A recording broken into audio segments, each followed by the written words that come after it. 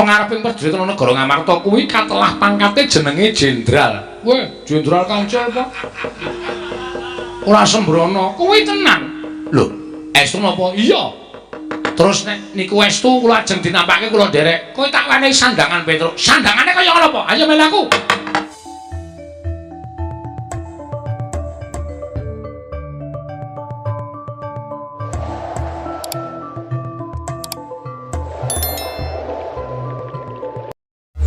Dewang Sumana Madiluwi ana sasmintaning jagat wasisaning Bathara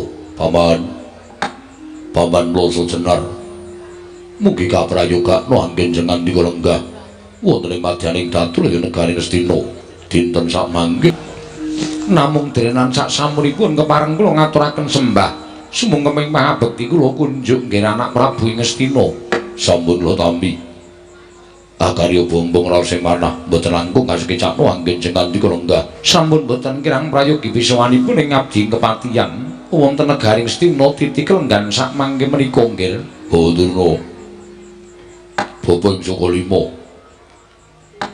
kasekecakno anggenipun lenggah madaning datul ing negari Ngastina dinten sak mangke menika kula nuwun inggih nggih sampun mboten kirang prayogi bisawanipun ingkang Bapak Sokalima wonten negari Ngastina dinten sak mangke menika namung kepareng kula ngaturaken pudya astutinipun ingkang Bapa ing Sokalima kunjuk ngersa paduka anak Prabu Ngastina nggih sampun kula tampi akarya bombong raos sing manah mboten langkung kasekecakno anggen jenengan dika lenggah sampun mboten kirang prayogi pisawanipun ingkang Bapa ing Sokalima dinten sak mangke menika dening sawetawis dangu rawuh jenengan dika Kanjeng Koko Prabu Mandura rayi para ing Ngastina ngaturaken pasegan panakrami kunjuk sandhang padha paduka Kanjeng Koko Prabu Baladewa ing Mandura.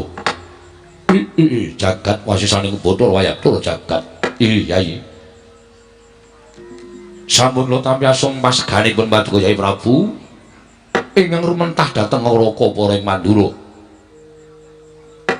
Akarya bombong raos sing manahipun ing Ngaraka ing Mandura namung kepareng ngokosok wangsulipun kepareng ingkang Ngraka ngaturaken pudya pangastawanipun ing Ngraka kunjuk ngersa paduka Yai Prabu kadang kula ing Ngastina Yai Prabu Duryudana kula tampi akarya bombong raos sing manah mboten langkung kasekecakno anggen jenengan dika lenggah Yai sampun mboten kirang prayogi pisawanipun ing Ngraka ing Mandura titik lenggan sak mangke menika Yai Prabu Duryudana apa dene sira Dimas Surtayu prayogakno nggone siadi ngadhep ngarsanipun Kakang. Oh lho diwaji sesembahan kula.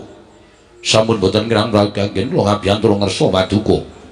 Namung kepareng kula ngaturaken sembah sumengkeming pangabektinipun ing abdi kunjuk sandhang padha ndak tampa siadi atur bekti kelawan pun Kakang.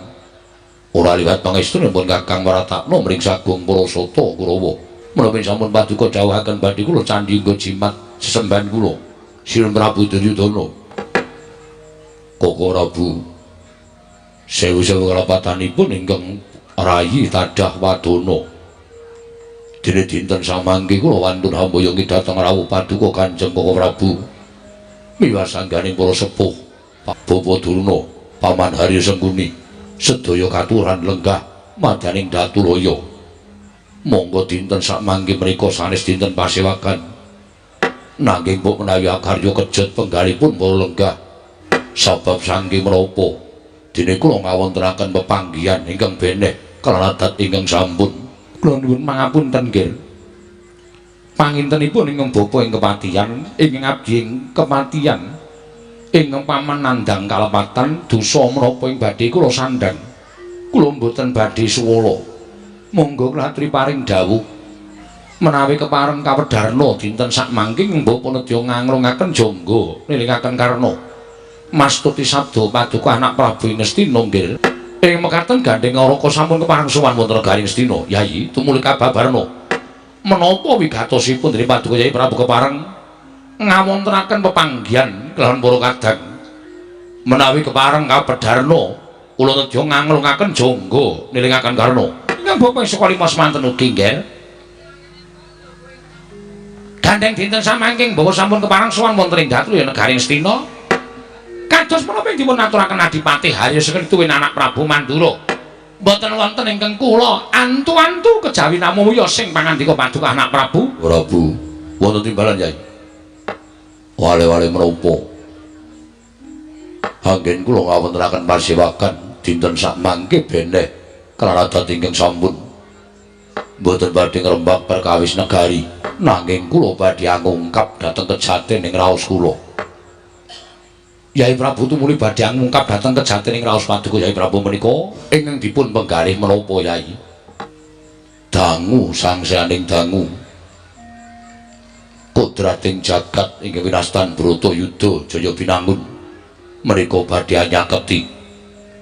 Monggo sampun sami kawentar. Bilih Bratayuda Jaya Binangun menika perangipun antawisipun Kurawa lan Pandhawa. Menapa to sababipun dumados perang Bratayuda? Mboten wonten sanes kejawi namung sami arebat kamukten negari Ngastina. Jebul pinanggihipun saya nyaketi peperangan, saya nyaketi tumapaking damel. Anggenipun kula manjing wonten perangan Bratayuda Jaya Binangun. Malah kula saya kawatir durga ngongso-ngso. Amargi sampun kegawangan wonten ing padoring netra. Nadyan Pandhawa menika namung gangsal glintir saumpamanipun Kurawa ingkang cacahipun 100. Nanging saged kula sebataken Kurawa menika gedabyah kokean cacah ngrebda tanpa guna. Ketitik wongsal wangsul sampun kedadosan pasulayan antawisipun Pandhawa lan Kurawa. Kurawa dereng nate saged unggul yudanipun. Bilih wonten madyaning Bratayuda menika tanwandi kula sakadang kadheyan badhe tumpes kelor tanpa sisa. Negari Ngastina badhe kakukup dening para Pandhawa. Blokasuta kemawon melang-melang raos ing manah kula menawi kula kedah nyabrang perang ageng winastan Bratayuda Jaya Binangun iladal jagat wasisaning Bathara wayah lur jagat.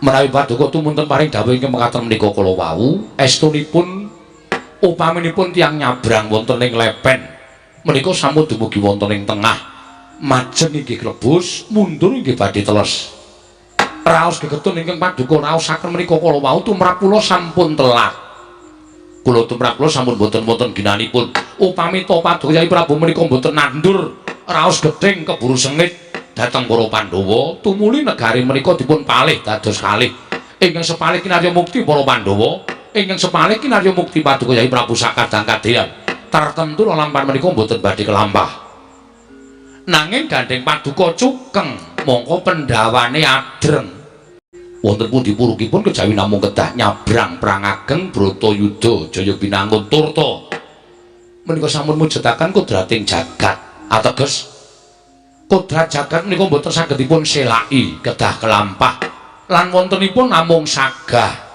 lan semagu sampun ngantos mingkuh sebab menawi Paduka Yai Prabu menika tumuli penggalipun nggadahi raos ajrih miris satemah maras sababakan nyumurupi muncrating maros ing mapan wonten ing Bratayuda Jaya Binangun.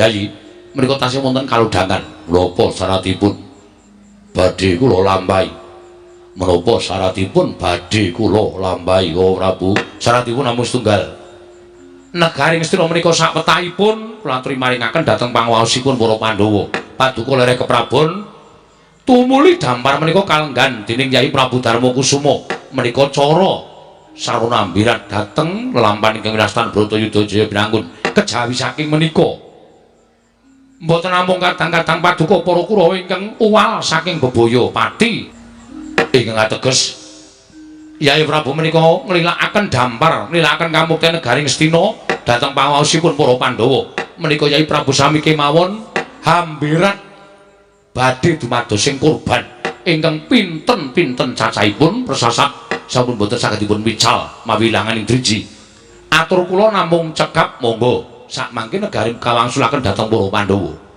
menika badhe dados sarana Paduka uwal saking bebaya perang ageng Bratayuda nanging menawi Yai Prabu tumuli cukeng angekahi negari Ngastina menika kedah dipun lampahi perang ageng Bratayuda kedah dipun lampahi wonten Tegal Kurukasitra wantun boten wantun Paduka kedah majeng wonten ing pabaratan menang apa kalah menika sampun hitunganipun tiyang perang Paman Hari Sengguni kadah pemanggi menapa kula nuwun sewu lunggil Menawi Paduka ndangu dhateng abdi kepatihan, mestinipun Paduka mboten perlu ajrih.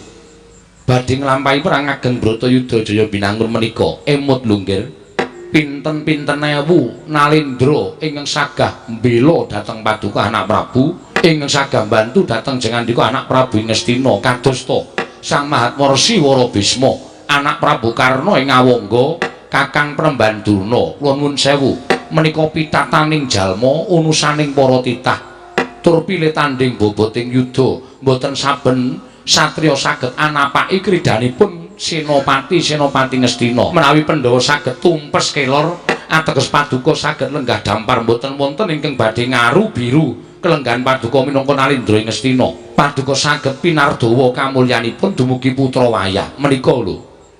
Kula aturi menggali babakan perkawis menika. Mila sampun ngantos lajeng Paduka menika ajrih tumuli negari dipun paringaken dhateng Pandhawa sepalih. Kula nuwun sewu, cara pundi negara kok diweneh-wenehke karo wong liya? Ngastina kedah dipun kukui mawi tetesing getih ingkang pungkasan. Menika menawi cara kula. Oh, kula nuwun sewu, Nggih. Menawi ingkang Bapak Sukalima menika kula nuwun sewu, kula mboten benten kaliyan menawi dados kendikanipun Adipati Harya Sengkuni. Inggih. Paduka sampun ajrih, nggih. Paduka sampun ajrih. Raos miris ngemaman wonten menggali Paduka menika dipun singkiraken. Tumuntun dipun gantos raos madhep mantep anggen Paduka badhe nglampahi Bratayuda Jaya Binangun. Kula nuwun sewu. Adipati Karna ing Awangga ingkang Kraka menika persasat gesangipun sak traju sak babak kaliyan para Jawata. Lajeng kula menika nggih, nuwun sewu, najan dipun sawang separo netra. Niku basa napa niku? Dipandang sebelah mata ngoten lho, Dik Pati. Maksude dipaci sawang separo netra. Najan namung dipun sawang separo netra nanging kula menika nuwun sewu, menawi sampun purun cancut Taliwanda, sinten ingkang badhe maida dhateng kadhetipun Bagawan Duna? Mangga kula menika dek enamipun, kula menika mboten wonten tiyang kang mantun karo Raden Kumbayana menika mboten wonten. Kula badhe sagah kinangka dados cagak tuwakipun Narendra Krisna Prabu Duryudana. Najan putung kabandemna, najan remuk kasawarna, kula mboten badhe ajrih mengsah anak-anak kula para Pandhawa. Turta malih nuwun sewu, nggih. Kakang Prembandurna menika gurunipun para Pandhawa. Ketoke kok dereng wonten kelampahan, ketingalipun dereng wonten lumadosipun ing atasipun murid. Kok saged menang kalian gurunipun menika kok ketingali dereng wonten. Ya ngono to, Kakang. Bener. Ora ana murid kok menang karo gurune. Nek pangkate sosok pancen dhuwur murite, ning bab kepinteran ora bakal menang karo gurune. Menawi tumrap kula pamanggih ngaten menika kok klentu. Lho, klentunipun wonten pundi? Samenika kathah tetembungan taruna ngungkuli bapa. Tegesipun murid menika ngawonaken dhateng guru. Tur dasaripun menika ingkang dipun ajab dening gurunipun. Monggo gegadhanganipun guru menika, murid nek bisa ngungkuli gurune. Murid nek bisa ngungkuli karo kapinteraning gurune, karo keprigelaning gurune. Tumrap kula sak menika kathah. Mula tetembungan taruna ngungkulana bapa. Menika tumrap kula kathah. Menika rak pamulangan sanesipun Sukalima. Nek Sukalima murid kudu kalah karo guru, apa ngungkulana taruna. Nek nggen kula walik. Oh, ngaten. Kedahipun ngaten. Menawi murid menika nuwun sewu, ngelmunipun bener, ning nuwun sewu lho. Nggih. Nggih, pripun? Nek perkara keringkiane murid, guru menika mesti nyandaki. Arepa murid menika pinter, arepa murid menika ngungkuli karo gurune. Ning guru mesti ngerti keringkiane murid. Bocah iki pinter kaya apa? Nek tak nai ilmu kaya ngene mesti ora iso. Lah menika ingkang dipun ginakaken menika nyimpen dhateng keringkianipun para Pandhawa. Lho menika lho. Pancen ya pinter tenan Kakang Duna. Lho, tenan ora dadi guru. Nggih. Arepa ngelmune luwih dhuwur, ning guru mesti nyekel keringkiane murid. Lho, contonipun ngeten lho. Menawi muridipun menika pinter babakan nuwun sewu, ngelmu tetukulan. Nggih. Neng murid menika mboten karuan iso ngerti ngelmu babakan hitung-hitungan. Lah, tegesipun menika kula ngertos keringkian murid. Upamanipun Werkudara menika pinter babakan ngelmu kasampurnan. Ning Werkudara ora ngerti ngelmu babakan kawula panunggal, dereng ngertos. Mula sing kula gunakake keringkiane, ya sing kula gunakake maju ning pabaratan ya goleki keringkiane mungsuh-mungsuh menika kala wau. Pemanggi panjenengan radi ndadosaken tentrem manah kula. Matur nuwun, nggih, matur nuwun. Nuwun sewu. Wonten tetembungan golek pendhok supaya ketok. Golek pendhok supaya ketok kados pundi? Lah iki namung ngaturaken atur ingkang saknyatanipun boten wonten ginanipun. Tegesipun pangendikanipun para sepuh menika namung ngenaki dhateng penggaling Narendra. Ngenaki dhateng penggaling Narendra kanthi tembung-tembung sing kaya wara, tembung-tembung sing ora ana gunane. Sing baku penggaling ratu lega, penggaling Paduka Kyai Prabu menika remen. Menika kula nuwun sewu, ciri getheke kawula Ngastina menika ngaten menika. Senengane mung gawe seneng atine ratune ning jane sing dikandhakake menika ora padha karo kasunyatan. Menika ngaten menika. Nuwun sewu, panjenengan ngendika kok ngenani atine kanca ta. Wong kula menika matur menapa wontenipun. Jane kula tak takon. Nek pancen Kurawa menika iso menang karo para Pandhawa, kula tak takon karo sampeyan dek kapan Kurawa menang karo Pandhawa? Mongko wis bola-bali, pendak-pendak ana wektu, pendak-pendak ana kaludhangan. Kurawa ketemu karo Pandhawa, mesti padha regejegan, padha bentak sirah. Ning kula durung tau krungu kabare Kurawa menang karo Pandhawa. Engke nek pun Bratayuda Kurawa ngempakaken ngelmu Jaya Kawijayan menika langkung mat, langkung teliti. Kula nuwun sewu lho nggih. Menika rak dereng Bratayuda, menika ngrembug Bratayuda. Lho nuwun sewu. Sajake kok ora ana kelakone wong duwe ngelmu kok ora gelem ngempakake menika dereng wonten kelakempanipun. Dadi nek ana wong duwe ngelmu kok ora gelem gunakake niku kula kinten mboten wonten kelampanipun. Napa pancen ngelmune sing bosok? Mangke riyen menika nyinggung perasaan kula. Kula nuwun ing dados gurunipun Kurawa menika kula. Menawi panjenengan lajeng ngendikaken nek ngelmune bosok, tegesipun panjenengan menika ngina dhateng ingkang peparing ngelmu. Upama kula ngina sampeyan lajeng napa? Nggih mboten napa-napa wong genake tok. Nuwun sewu lho, ngelmu kula menika sae. Namung kula nuwun sewu, ingkang boten sae menika ingkang ngecakaken mbok menawa wonten kalimat-kalimat ingkang ketrikel tuwin kliwatan. Niat ingsun dadi niat sing menika nggih saged. Menika gumantung karo mantrane. Sampun, sampun. Sawun ngantos sami regejegan. Samangke kula namung kepengin sanget supados para sepuh menika sami mbantu dhateng bot repotipun manah kula. Mugi kepareng ngagengaken dhateng manah kula. Mergi boten dangu malih Bratayuda menika badhe kelambah. Kula suwun supados sami madhep mantep anggenipun junjung dhateng kanalendran kula. Sarta kinarya cagak tuwaking kanalendranipun ingkang putra Punduryudana. Kula aturi madhep mantep kinarya cagak tuwak nalendranipun ing Ngastina Prabu Duryudana sampun ngantos rubuh dening para Pandhawa. Mboten kinten babar pisan. Dene dinten samangke wonten jawata ingkang mandhap wonten ing negari Ngastina. Menawi Paduka ngertos menika jawata pawisikipun sinten? Aduh nggih. Nyuwun pangapunten menika Iwang Pikulu Narada. Merkencong warudaya Mbak Pong Bu Bolong kali cedhe sapa sing gawe? Duryudana. Lah kok kebangetan timen kita kuwi karo dewa kok ora apal iki piye to, Nggir? Ngetokke nek kita kuwi suwijining titah ingkang ora nate manembah. Nyuwun pangapunten Bu Ulun, mboten kok mboten apal namung kula kesupen. Kula ngaturaken bekti kula kunjuk. Ya ulun tampa karya bombong tias ulun pangestu ulun tampanana ya kula. Kula pundi nggo jimat dayana ing kasantosan. Pukulun bekti kula kunjuk. Sengkene ya ulun tampa. Pangestu ulun tampanana. Kula pundi nggo jimat paripin dayana ing kasantosan. Oh kula ngaturaken bekti kula kunjuk pukulun. Ya Begawan Durna ulun tampa pangestu ulun tampanana. Kula pundi nggo jimat paripin dayana ing kasantosan. Ulun sembah bekti kula kunjuk. Para dewa ulun tampa karya bombong tias ulun lan pangestu ulun namana ya kula. Kula pundi nggo jimat dayana ing kasantosan. Ulun. Wonten wikados menapa panjenengan rawuh wonten negari Ngastina. Menapa badhe paring dawuh bilih Bratayuda cabaring damel. Kosek prapta ulun ana negara Ngastina iki malah dadi kosok balen Duryudana matedhakake kelawan dawuh iki Wang Pikulu Jatimurti yen to iki wis saya nyaketi perang gedhe ing wirastan Bratayuda Jaya Binangun. Ya kuwi perang antawising Pandhawa lan Kurawa. Ing padha rebut negara Ngastina. Pandhawa njaluk bali ning Ngastina, kita ingkang ngukui. Mula aja nganti kita kaget besok apa Bratayuda bakal tumeka, nanging ing wigati wit dina iki kita kudu tata-tata. Aja nganti kita mengko bingung merga dewa tumuli netepake dina Bratayuda Jaya Binangun. Ngoten Pukulun. Ya. Wis aja kita duwe rasa was lan sumelang. Aja kita duwe rasa miris. Nanging lakonana kodrating Jawata iki kanthi tawajuh. Kanthi cara mengkono, apa ingkang kita lakoni mau sayekti netepi marang kewajiban Alindra Ngastina. Matur sembah nuwun. Dene Paduka purun sampun paring keterangan babagan Bratayuda menika mangke badhe saya nyaketi titiwah yaning mangsa kalanipun. Lajeng ingkang salajengipun Paduka paring dawuh menapa? Sayektine mboyaana ya ming kuwi. Ulun dak rawuh ana ing negara Ngastina mung matedhake timbalaning Sang Hyang Jagat Gilinata supaya jeneng kita samapta ing gati sawigaing diri sabab mengko bakal ana tandha-tandha Bratayuda bakal kawiwitan. Ya kuwi para Pandhawa utusan duta ngawakaning para Pandhawa ingkang rambah kaping 3. Mula kita kudu prayitna. Etungen.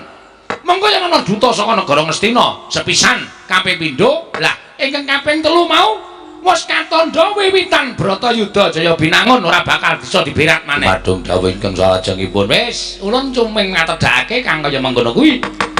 Mula ya kulup sarta ati-ati duga-duga digawa. Sing prayitna nggon kita ngitung dutaning para Pandhawa ingkang rambah kaping 3. Wondene ana duta Pandhawa ingkang kaping 3 dadi titikan yen to kuwi kawiwitan Bratayuda Jaya Binangun.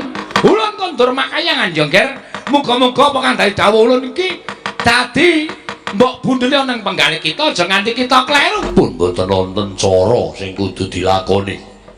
Tan Wurunga Pandhawa lan Kurawa badhe majeng wonten ing pabaratan Bratayuda. Hyang Bukula Naroda sampun paring dawuh menawi wonten tandha-tandha duta pengawakaning Pandhawa ingkang rambah kaping 3. Dewa kok ora ngerti rasaning menungso. Dewa ora iso batin karo atine Duryudana, rawuh ning jagat mung gegasah karo pikire Duryudana. Bratayuda kudu kelakon. Bawan Wonten dawuh nggih. pripun? Pripun kahanan kaya ngenten iki kula kudu pripun? Kula aturi paring dawuh.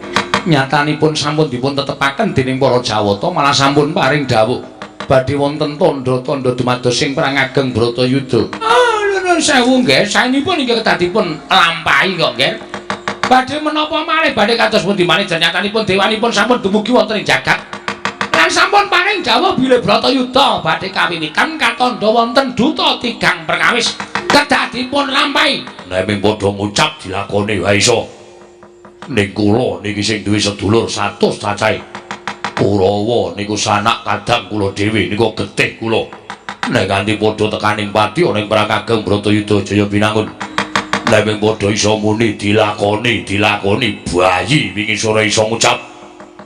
Kula njaluk iku pratikel, ora njaluk sampeyan kudu mung mili kaya ilining banyu. Menawi saking panduginipun ingkang bapa ing kepatihan, sakmenika ngaten kemawon nggih. Gunane apa ngenteni duta pengawakaning Pandhawa ingkang kaping 3 sakmenika dipun gege mangsane digelak wancine. Niki kahanan sing wigati nek ana para sepuh sing waton iso ngucap. Kula ora kepengin adu arep karo wong tuwa sing mung kakean bacot ora ana nyatane. Digege mangsane digelak wancine menika sadurunge Bratayuda kelakon kula lan panjenengan dhisiki laku aja nganti Pandhawa tata-tata. Nek Pandhawa ora tata-tata digecak perang setya kaya ngapa mesti ora bakal bisa nambak lakuning para sata Kurawa nggih. Ngoten niku sing kula karepke. Ora mung enak-enak lungguhan sila tupang kendangan dengkul mangan suguhan. Nek ora dipenemu babar blas ming paitan klambi batik.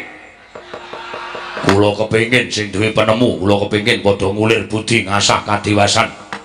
Kula cocok, kula mathuk nek dinten iki dhisiki perang wonten negara Ngamarta.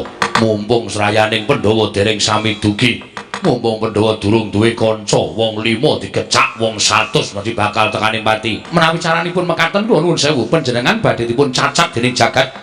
Panjenengan dipun poyok dening para kawula. Kula rasa gagas perkara kula dicacat karo jagat.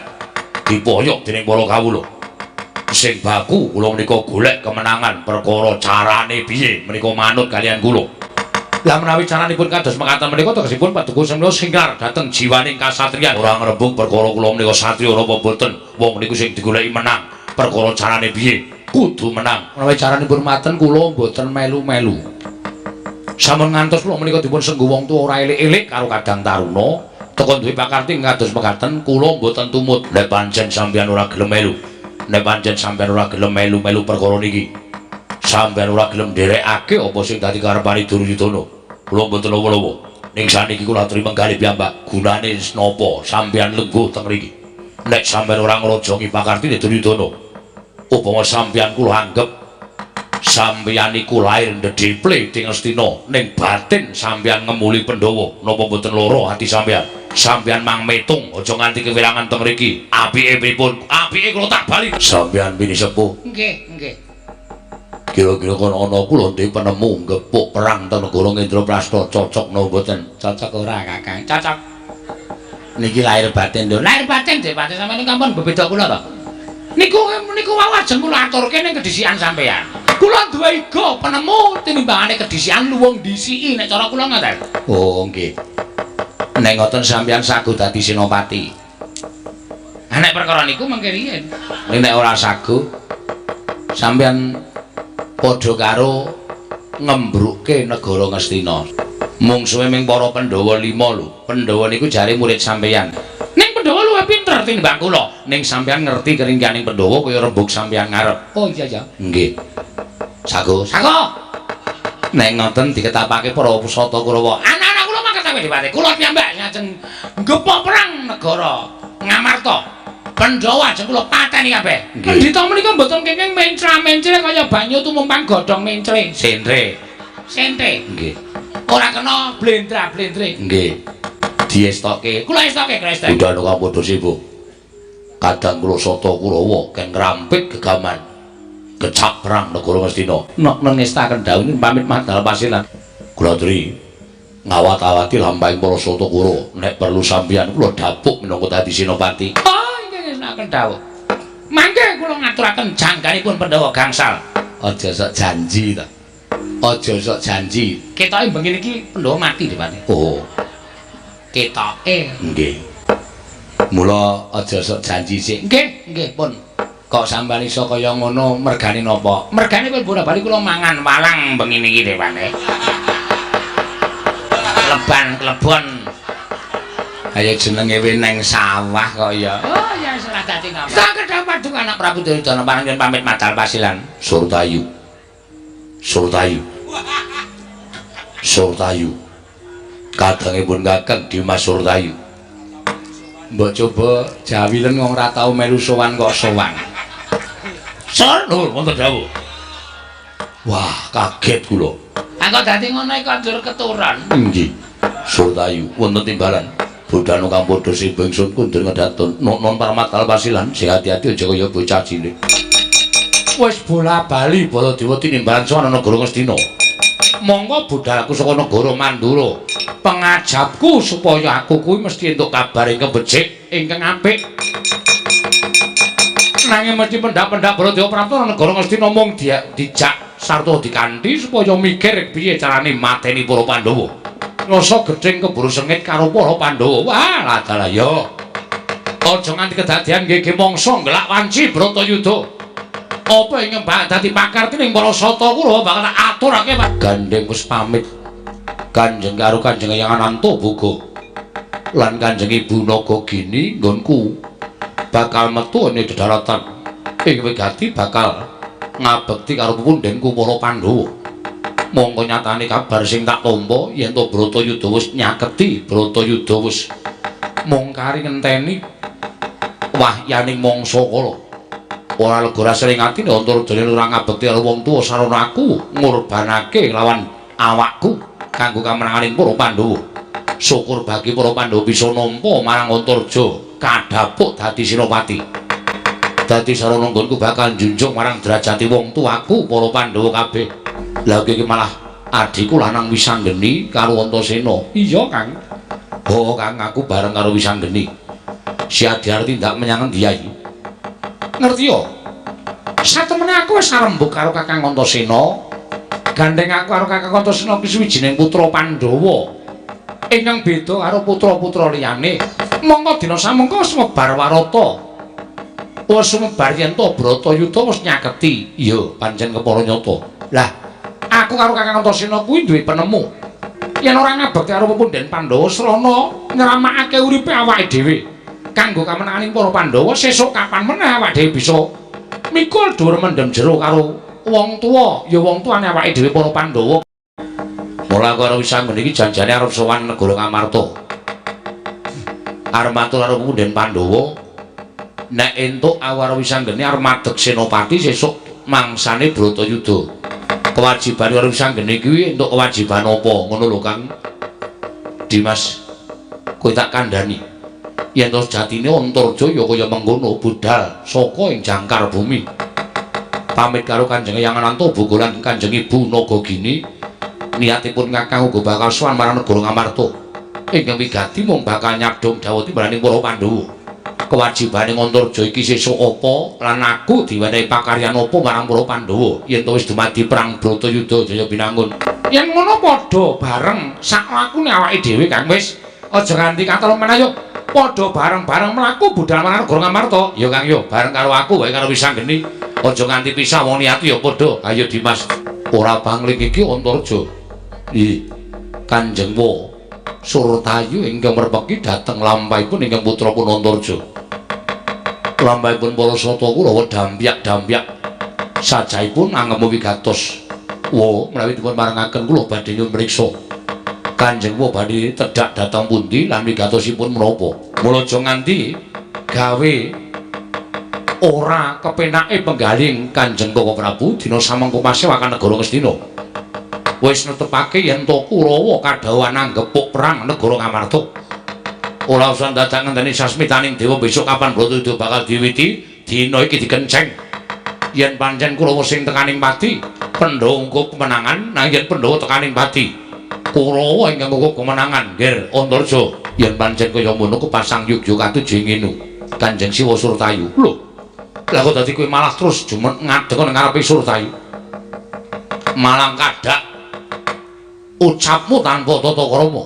Mula gandeng saiki Kurawa wis bloko karo Antarja bakal ngecak perang negara Ngamarta nggege mangsa nglak wanci Bratayuda.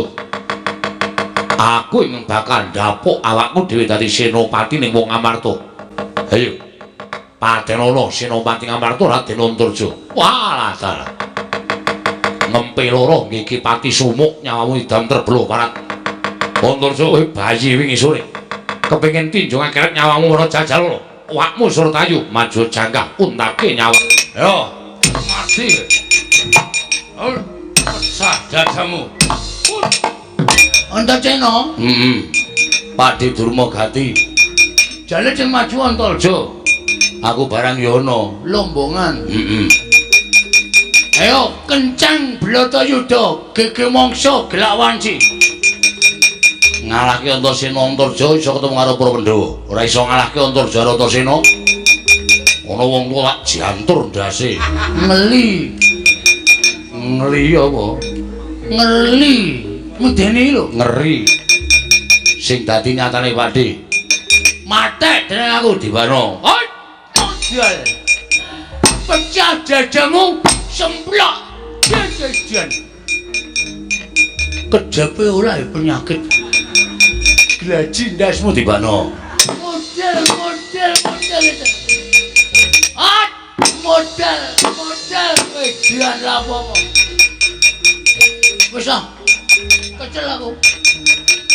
Aku wong tuwa Antarjana. Nek nganti ora tok wales, wilang bebalang tenan. Ayo gage, walesen aku. Woi. Jijapa mantra. Mantram sakti dimpake Sur. Iki wis arep ngancik Bratayuda. Mongko anak Prabu Duryudana wis dawuh kon gigi mangsa nglak wanci perang Bratayuda. Lah kok dadi mung ketemu Antarja Antarsena kok do geger iki coba. Le arep iso unggul piye mungsuh Pandhawa nek mungsuh anak-anake padha kocar-kacir ora karo-karuan. Nuwun sewu. Kula nek maturake akeh sampeyan mesti maidu. Saniki ngeten mawon. Sampeyan kula tak nyawang njajal mungsuh Antarja Antarsena niku wonge ampuh napa mboten. Pun saniki mboten sah. Maju ngenceng Bratayuda nggih mangsa nglak wanci nyepetke Bratayuda mboten sah. Ning saniki apike Kurawa diklumpukke nekake kiai do ngaku dosa man sadurunge tekaning pati. Do nyuwun ngapura sebab kula kinten benjang Bratayuda Kurawa mesti mudhar kabeh. Nyatane mungsuh anak-anak Pandhawa do kalah. kok aja musuh Pandhawa. Pandhawa ming 5, arep ming 5 kowe. 5 niku nek kekuatane dadi siji ngedapi-dapi musuh wong 100 musuh wong 1000 iso menamung 5. Kesenane ming maidu. Sawake loro dipaidu. Rasane teng ati kaya diiris-iris. Karta marmo. Kula kalah ajeng napa sampeyan? Ya wis nek kalah. Mulai juga paitan. Satama nggih, Mas. Bapakmu pendhita ampuh kok kowe kalah karo Antasena. Apa bener bapak kula ampuh terus kula melu ampuh niku? Mboten dereng karuan. Terus bapak kula pendhita ampuh terus kula melu ampuh, dereng kantenan. Nyatane kula kalah kok sampeyan aja ngomong werna-werna. Muni andel cangkemmu. Cengeng mriko niku wis ulut. Do kelolo-lolo atine sing Mang Paido. Aku sampeyan saniki aja medhol dul mogati. Mungsuhmu Antasena kula kalah aja lawa. Kok iso kalah? Antasena iki sak anakmu kowe iki Pakdene lho. Ditonton wong pirang-pirang kok durma ganti kalah nek cara aku izin. Kula kok biasa. Adi budidaya menang ya ora ijo. Pun saiki ngaten mawon.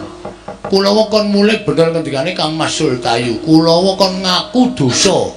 Kalau sing gawe urip selama hidup niki munggo sesuk durung terjadi belang bloto-bloto binangun. Nek belang bloto-bloto binangun kulawa mati niku mestine sesuk iso do munggah cual kula nyemplung neraka. Wadene nyemplung neraka sampeyan tok mawon. Lho. Biasane iki bengoke bantruk iki mung maknguk. Sit. Maju ora? Kula kan? Rene sik.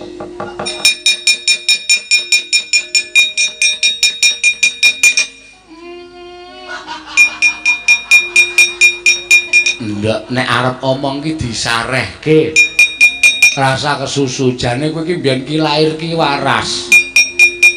Coba jajal ikhlas sareh bu alon-alon.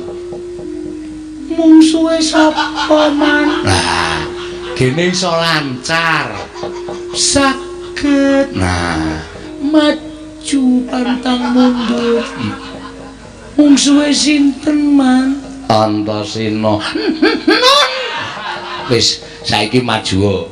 Arep ketemu karo Antarja apa arep ketemu karo Antasena? Ora arep ketemu sapa-sapa. Lho lah sida maju ora? Sida. Nek sida arep ketemu Antarja apa Antasena? COD. Alus. Rasa kesusu. Sendika ngestokaken dawuh. Mangkat. Inggih. Pakdi. Oh.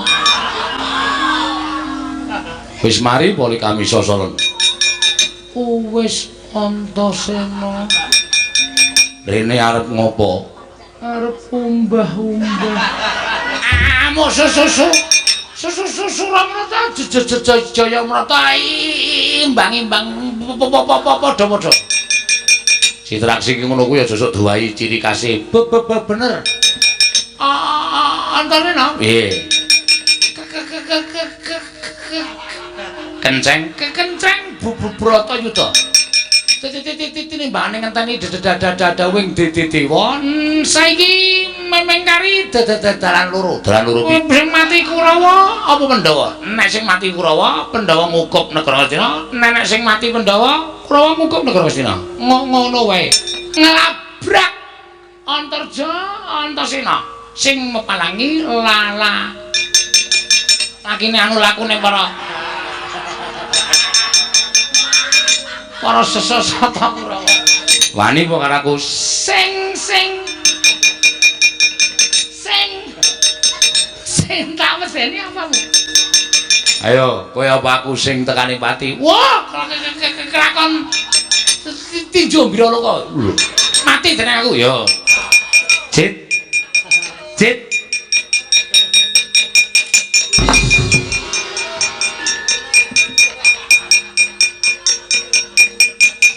Dan alon bae. Alon sareh. Kan rika kula isih alus. Antasena tak tantang. Antasena. Wani ora karo. Antasena getak. Arep perang kok klemak-klemek. Sing biasa wae, Pakde. Jebrek. Kula terus Malik kaya ngeten iki. Antasena tak jotos dodone niku. Dudut. Apa ta? Dodone Antasena atos banget. Oh. Monggo biasane kula nabok dodone cumpuk. Wah, saben kula antem kula nglekak saben kula antem kula getak. Ujuk. Antasena nendang rai kula tembel ben. Tembel ngoten niku kula nganti keder awak kula gedabikan gobek-gobek rara-raruan. Dipindhone man jebrek. Oh, cecek candhal terus buanting teng lemah. Brek. Terus diuncange man. Terus kalah man. Ya kalah ya mundur. Iki. Waduh. Antasena pancen tidur ya.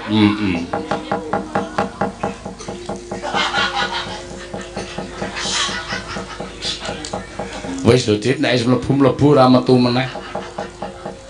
Non. Nek wis mlebu ora metu meneh. Sampeyan iku edan mlebu niku mung kepengin metu kok malah.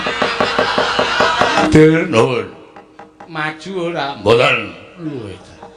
Kok terus terang pun mboten ajeng maju. Delok tatune Surtayu niku, wedi kula. Delok tatune Kartomarma kula ya gila. Swatama tatune ya kaya ngoten kula ya gila.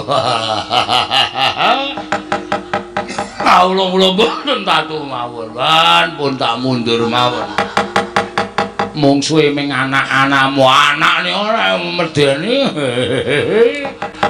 Lha wong tuwa ora tau menang karo Antasena, ora tau menang karo Antarja, ora tau menang karo Gatotkaca, ora tau menang karo Sunjagi, ora tau menang karo Oh, wis nurang gagas Kurawa ning kokean plening. Kokean acarane ora tau iso kelakon. Kono pateni yo gruduk tekan dalan mandeg. Ayo nyerang kono diblengket negarane ratune dibondo gruduk. Wis pesen konsumsi barang mandeg dalan ora kelakon. Niku wis bola-bali wonten niku wong cetha banget. Yen to Kurawa wis nerak macak nerajang perbatang. Bakal gigi mangsa nglak wanci Bratayuda.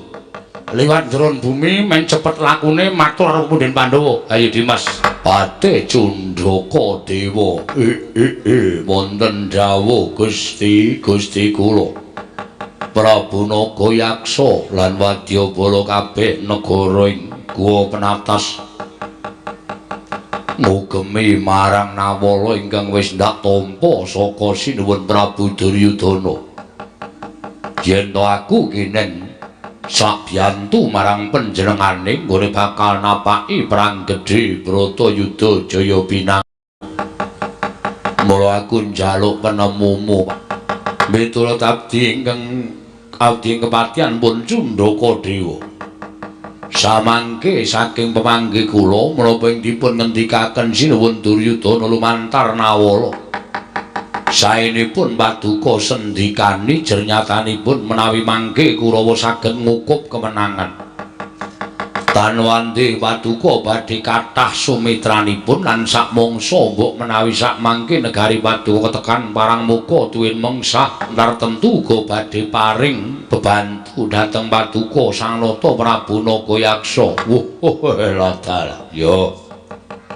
Yen pancen kaya mengkono, aku mengkari manut apa ingkang dadi karepmu te? Ya ming jroning Nawala. Ditulis dening Prabu Duryudana, aku ora dikeparengake tedhak ana ing negara Ngastina. Nanging supaya nyaket negara Ngamarta, ndhisiki ngepuk perang negara Ngamarta ora susah ngenteni Bratayuda. Piye munggo penemumu babagan perkara iki? Nek kula ya ora mathuk, kula ya ora cocok. Ya nek sing apik niku ngenteni perang gedhe Bratayuda dumadi nek panjenengan ajeng bantu kalih Prabu Duryudana niku kula nggih mathuk monggo-monggo mawon. Nek panjenengan terus nuruti menapa didhawuhake Prabu Duryudana kinen jujuk teng negara Ngamarta nggih mangsa ngelak wanci perang gedhe.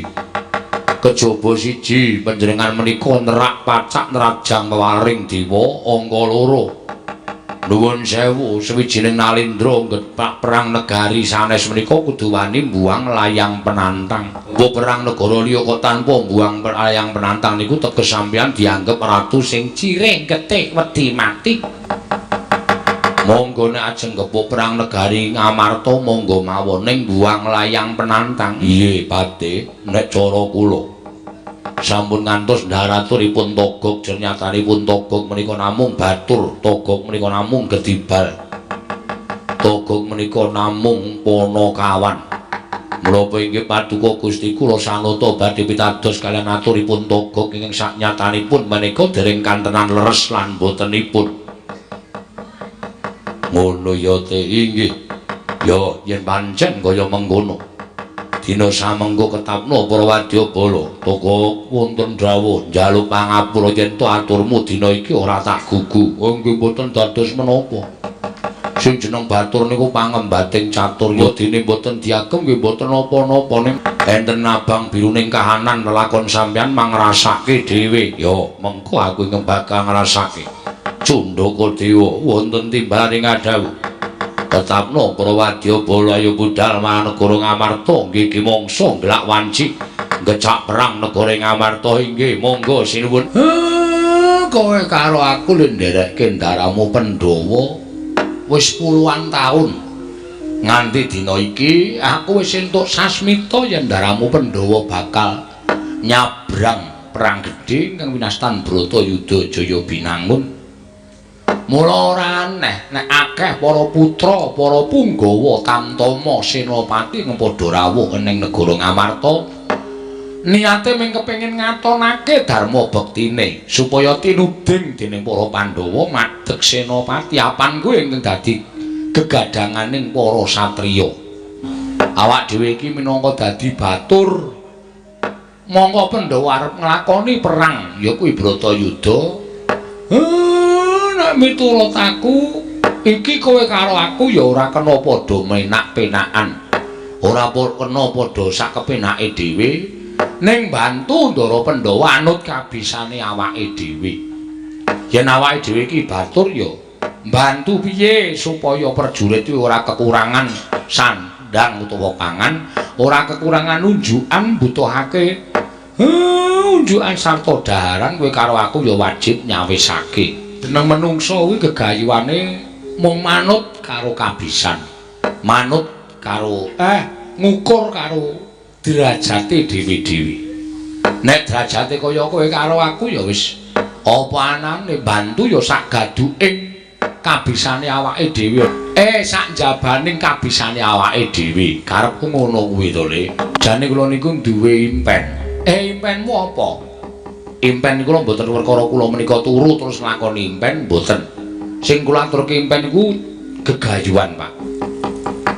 Gandeng pendak-pendak Bapak Prisa piyambak nek kula niku arep ming Panakawan ning kula duwe keprigelan olah kridane ngaprang. Wis mula-wali kula menika ketemu karo Kurawa, kula ngakoni perang karo para Sata Kurawa, nyatane Petruk tekan semriki ya slamet ya urip. Tegese Petruk niku ora ketang sithik duwe keprigelan ing babagan ulah kridane ngaprang. Kula kok duwe gegayuhan, Pak. Gegayuhan apa? Kula kok kepengin matur ngersani karo Punden Pandhawa. Kula kok kepengin sak ora-orane didadekke prajurit, sak ora-orane didadekke manggalaning prajurit utawa kula malah luwih diparingi pangkat. Syukur bagi nek Petruk niku iso ngukur karo ketrimaning urip.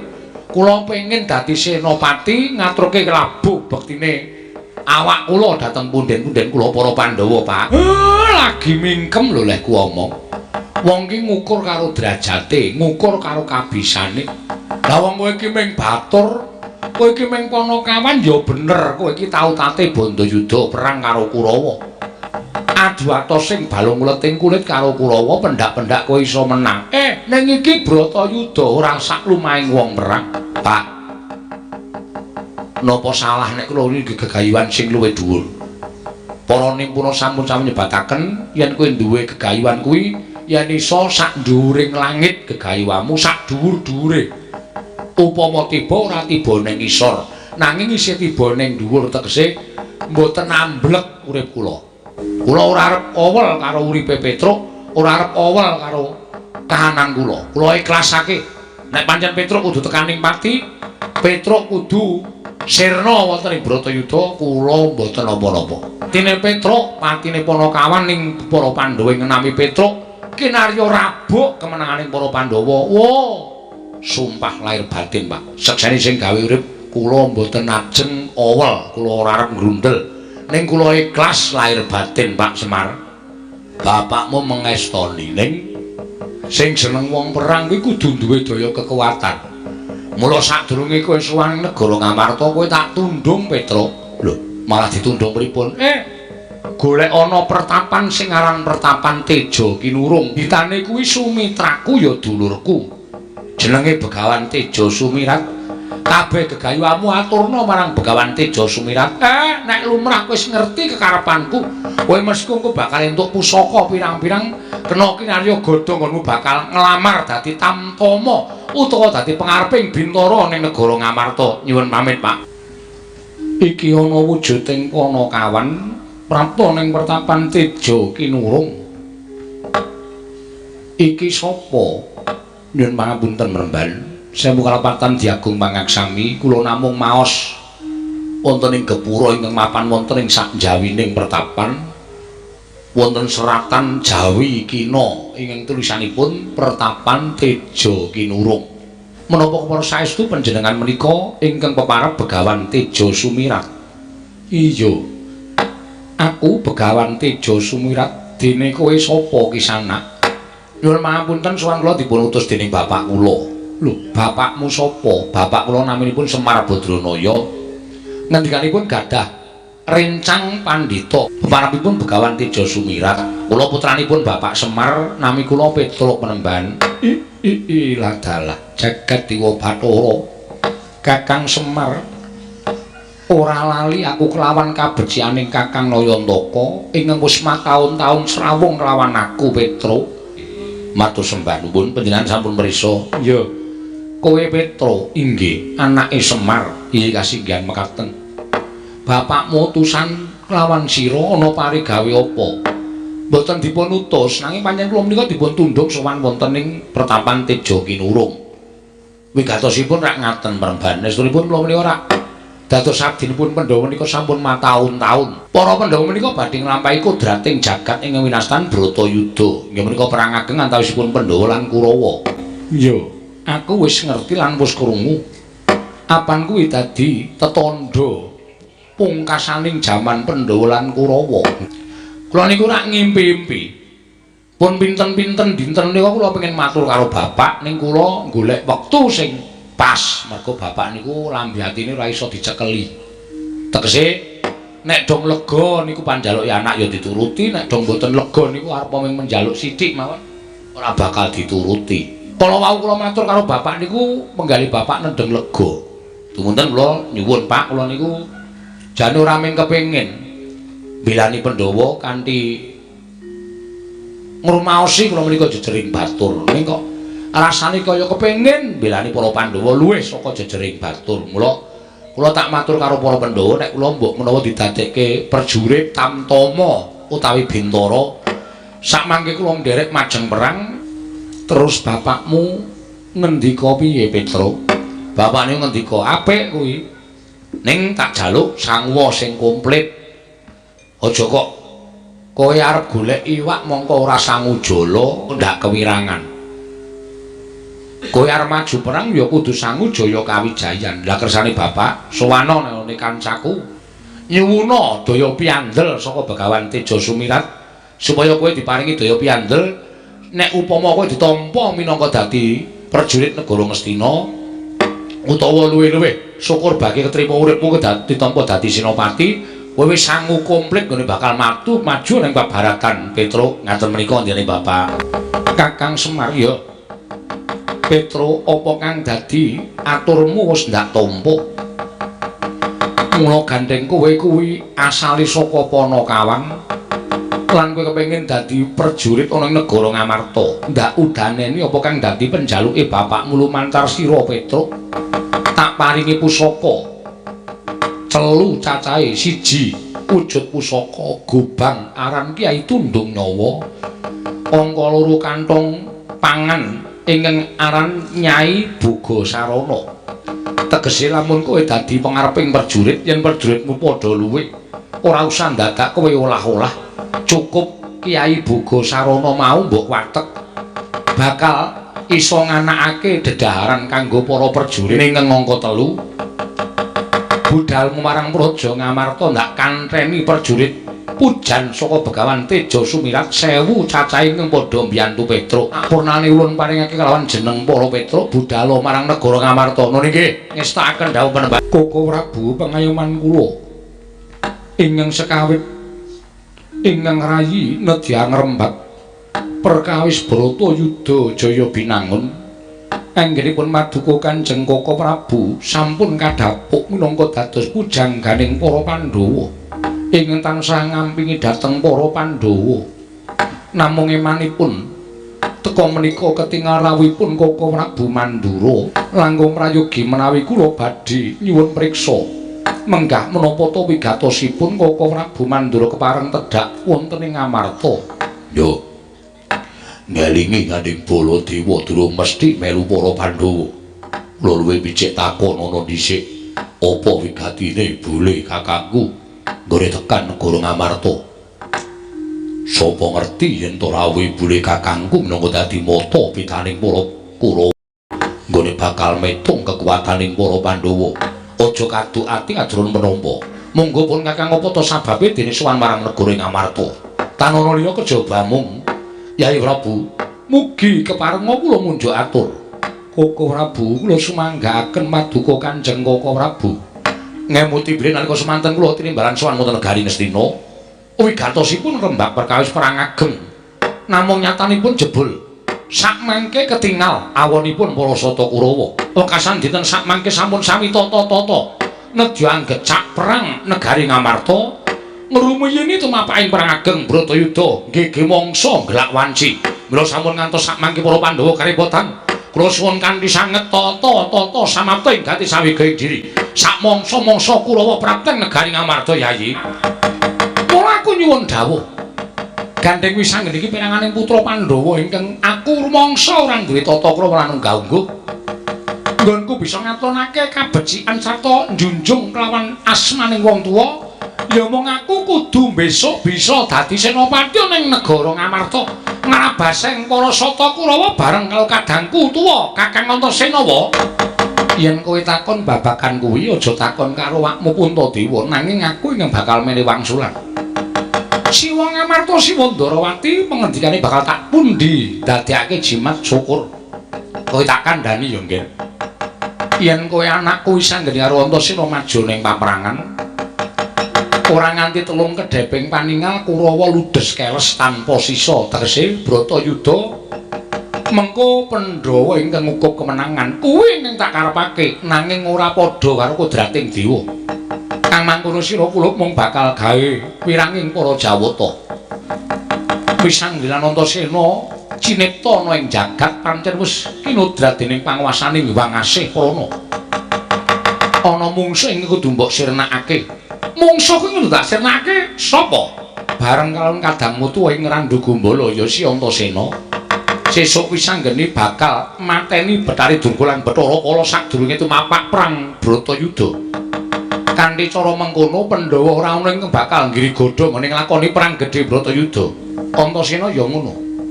Ya, Pakdi aku mengkari manut. Kanthi mbok lakoni kewajibanmu nganti tuntas iku wis dadi pratandha lamun Wisanggilan Antasena wis labuh kalan para Pandhawa. Nanging yen kowe ora gelem nglaksanani kewajibanmu, ateges kowe weya marang sesanggemaning para Pandhawa tumrap atmajaning aran Wisanggilan Antasena, padha karo kowe nyelaki dawuhing wong tuwa kang mangkono sira ora bakal kelakon junjung lawan asmaning wong tuwa. Yen to pancen mengkono aku mengkari manut kundura marang kasatyanmu dhewe-dhewe, sesuk wayane mangsa kala bakal katandha wisanggeni njaluk pamit kok. Ora bulajeng kawontenanipun ingkang putra pun Antarja kados pundi ing muti bilih kula menika ora ditebih papan kula kaliyan para Pandhawa. tartemtu boten saged caket kalian putra-putra sanesipun Antaja wonten timbalan. Sesuk wayane mangsa kala wis nyaketi Bratayuda tiling-tilingna karnamu kowe bakal tak timbali. Ngriki istirahaken dawuh bali dhisik ngriki. Lah ngopo Petruk? Apa ana perkara? Mboten. Kula sowan sanesipun pundhen kula para Pandhawa. Syukur bagi sinuwun Kresna wenggah mriki. Iya. Estunipun menika namung merentur saking manah kula sinuwun menawi kula dipun lepataken kula mboten menapa-menapa upami atur kula menika dipun tampi kula ngaturaken panuwun tanpa pepindhan.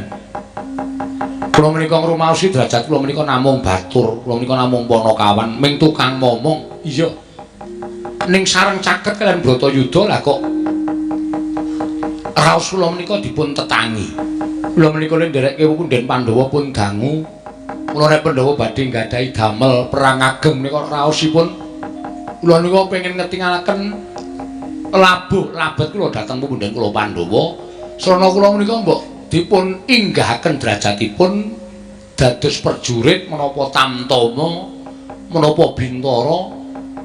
Supados sakmangke kula saged majeng wonten ing pabaratan sinuwun. Nganti didodhok kepulung nganti kowe ngatese kowe iki drajating batur Panakawan. Lah kok mrentrol pamikirmu kok kepengin labuh labet kalian para Pandhawa. Ning kowe ngerti ora? Pitukane wong maju perang kuwi mung mati lho, Petruk. Cilik lara gedhe tekaning pati. Lah kira-kira apa kowe ikhlas karo nyawamu? Mboten ikhlas sebab napa to sinuwun, sampun kula ikhlasaken. Upama kula menika pejah mbantu kalian para Pandhawa, pejah kula menika mboten sia-sia mergi kula mbantu karo pepundhen kula nggantu kali juragan kula. Malah kepara tumrap kula wong sing ora wani mbantu karo kabecikan sing dilakoni dening para Pandhawa, ndelik mringkus merga ora wani perang niku kula anggep wong wadon pepinjungan. Mila sampun tetepaken kula tetep kepingin nglamar dados sak mboten-mbotenipun gadah pangkat supados sak mangke kula menika saged majeng wonten ing pabaratan sinuwun. Petruk, nun. Yen upama kowe tak dadekke pengareping prajurit piye? Ora guyon sampean ora. Kowe mung kepengin dadi prajurit, ning kowe tak dadekke pengareping prajurit. Malah pangkatmu ora baen-baen. Pengareping prajurit ana negara Ngamarta kuwi katelah pangkate jenenge jenderal. Kowe jenderal kancil apa? Ora sembrono, kuwi tenan. Lho, estu napa? Iya. Terus nek niku estu kula ajeng dinampake kula nderek. Kowe tak wenehi sandangan Petruk. Sandangane kaya ngono apa? Ayo melaku. Niki sampean niku mboten guyon to sinuwun. Ora. Kuwi tenanan. Kowe tak wenehi pangkat jenderal, jenenge Jenderal Kantong Bolong. Kowe dadi pangareping prajurit. Aranmu Jenderal Kantong Bolong. Nggih, matur sembah nuwun. Kula ingkang sowan sinuwun.